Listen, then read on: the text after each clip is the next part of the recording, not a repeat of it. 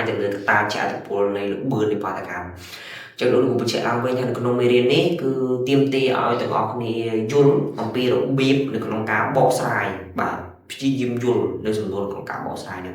ហើយនៅពេលដែលយើងឆ្លើយសំណួរជាពិសេសនៅពេលដែលប្រឡងបាក់ឌុបរបស់យើងគឺទាំងអស់គ្នាត្រូវយល់អំពីពាក្យកលឹះផ្សេងៗដែលប្រើប្រាស់នៅក្នុងការបកស្រាយអំពីកត្តាចក្រពលហ្នឹងទើបយើងទទួលបានបន្ទុកល្អនៅក្នុងការបកស្រាយសំណួរហ្នឹង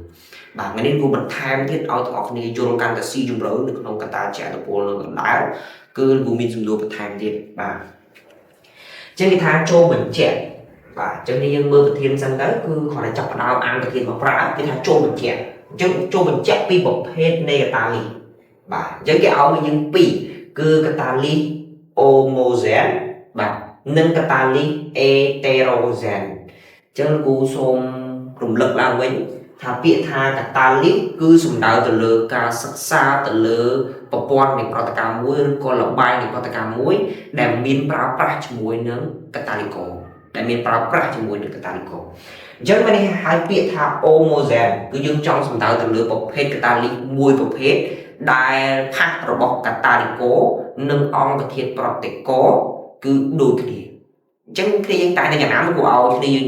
ចំណាំចំនឹងលេងពាក្យថាអូម៉ូដូចអូម៉ូដូចអូម៉ូដូចអញ្ចឹងមានន័យថាដល់ពេលកតាលីអូម៉ូហ្សែនមានន័យថាកតាលីទាំងឡាយណាដែលមានកតាលីកូដូចជាមួយនឹងអង្គធាតុប្រតិកូចា៎ពាក្យហ្នឹងគឺអត្ថន័យហ្នឹងដល់ពេលកតាលីអេដ្រូហ្សែនពាក្យថាអេដ្រូគឺមានន័យថាផ្ទុយគ្នាឬខុសគ្នាបាទគ្នាយើងបាទកត់សម្គាល់ហ្នឹងណាពាក្យអេដ្រូអញ្ចឹងមានន័យថាដល់ពេលកតាលីអេដ្រូហ្សែនគឺជាកតាលីទាំងឡាយណាដែលមានកតាលីកូនិងអង្គធាតុប្រតិកូមានផាសឬក៏ភាពរូបហ្នឹងវាអាចជាភាពរឹងភាពរាវជឿស្មានហ្នឹងបាទវាខុសគ្នាពោលគឺបើអង្គធាតុប្រតិកូជារឹងបាទអង្គធាតុប្រតិកូរឹងទៅជាកតាលីកូជារាវឬជាស្មានដែរពោលទៅក្រោយគឺឲ្យផាសខុសគ្នាបាទផាសខុសគ្នាអញ្ចឹងវាមាននៅករណីកប្រតិកម្មនេះគឺវាមានជាមួយនឹងឧស្ម័នអាម៉ូញ៉ាប្រតិកម្មជាមួយនឹងឧស្ម័នអុកស៊ីហ្សែនបាទចុះបងមើលផាសអានេះផាសគឺជាឧស្ម័នបាទជាឧស្ម័នដល់ពេលវាដាក់ជាមួយនឹងផ្លាទីនបាទនៅលើសញ្ញាព្រួយចឹងគូបញ្ជាក់ឡើងវិញសារធាតុដែលសរសេរនៅលើសញ្ញាព្រួយជាអង្គធាតុប្រតិ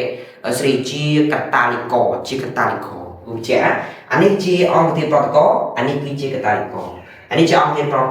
កកដែលមានជាមួយនឹងអាសូតម៉ូណូអុកស៊ីតហើយជាមួយនឹងម៉ូគីត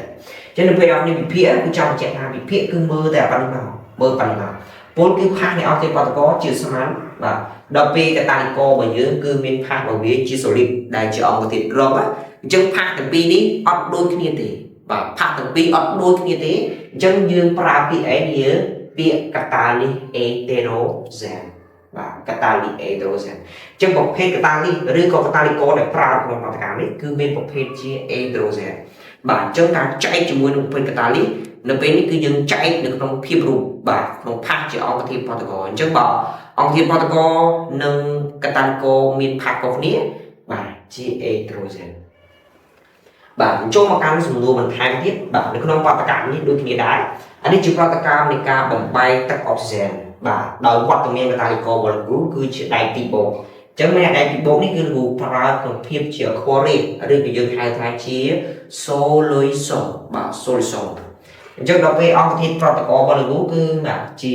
មានផាសជាសូលុយសូដូចគ្នាអញ្ចឹងកាលណាវាដូចគ្នាបែបហ្នឹងបងប្រើពាក្យមួយថាកតាលីអូម៉ូហ្សែនបាទអូម៉ូហ្សែនបាទកតាលីអូម៉ូហ្សែនអញ្ចឹងប្រភេទនេះបាទចឹងវាមានមួយទៀតគឺពាក់ព័ន្ធជាមួយនឹងប្រតិកម្មបាទប្រតិកម្មរវាងស្ពាន់ធនឌីស៊ីតជាមួយនឹងអុកស៊ីហ្សែនបាទយើងមើលតែផាសបានទេយើងមើលតែផាសបានហើយមិនថាផាសអង្គធាតុប្រតិកូជាស្មាន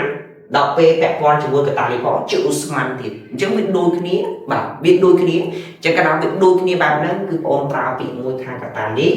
អូម៉ូហ្សែនគឺកតាលីដែលមានកតាលីកូដូចជាមួយនឹងអង្គធាតុប្រតិកូចឹងរបៀបនៅក្នុងការបែងចែកជាមួយនឹងការហៅថាប្រភេទនៃកតាលីកូនេះគឺអាស្រ័យទៅលើផាសរបស់កតាលីកូដែលប្រើសម្រាប់ប្រតិកម្មចឹងសម្រាប់បាទនៅសំណួរនេះគឺមានតែប៉ុណ្្នឹងទេអរគុណច្រើនដល់អ្នកសម្រាប់ការយកចិត្តទុកដាក់